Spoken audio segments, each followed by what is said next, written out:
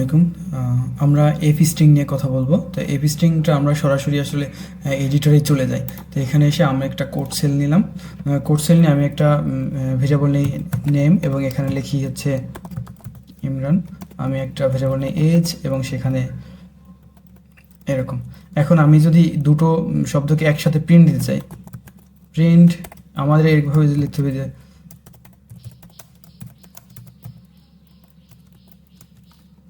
কমা দিয়ে নেম, তারপরে কমা দিয়ে আবার লিখতে হবে এরকম।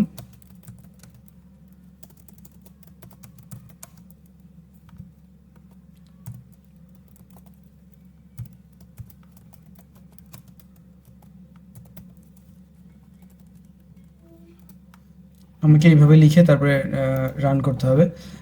তখন কিন্তু আমি যে hello my name is Imran, I am 33 years old, এখানে এম হবে, আই অ্যাম 33 ইয়ার্স ওল্ড।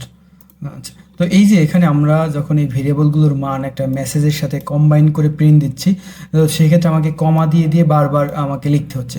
তো এই কাজটা আমাকে এফ স্ট্রিং একটু সহজ করে দিচ্ছে। সেটা হলো কী করছে, সে আমাকে বলছে তুমি এখানে একটা এফ দাও, আর এই ভিতরে বারবার কমা দেওয়ার দরকার নেই। শুধু তুমি এটাকে কি করো, এটাকে তুমি শুধু সেকেন্ড ব্র্যাকেটে আটকে দাও, আর তোমার বারবার এখানে কমা দেওয়ার দরকার নেই।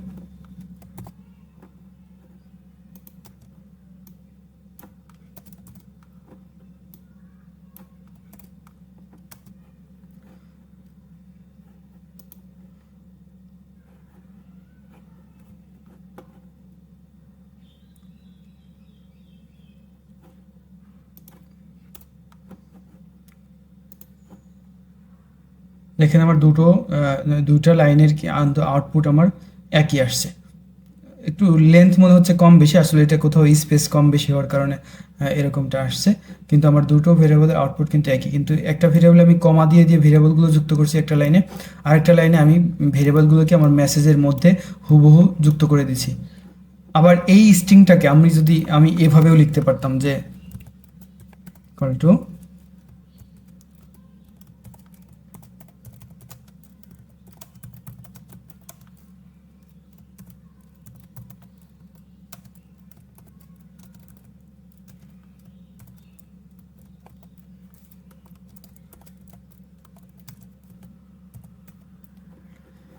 এখন আমি এখানে এসে শুধুমাত্র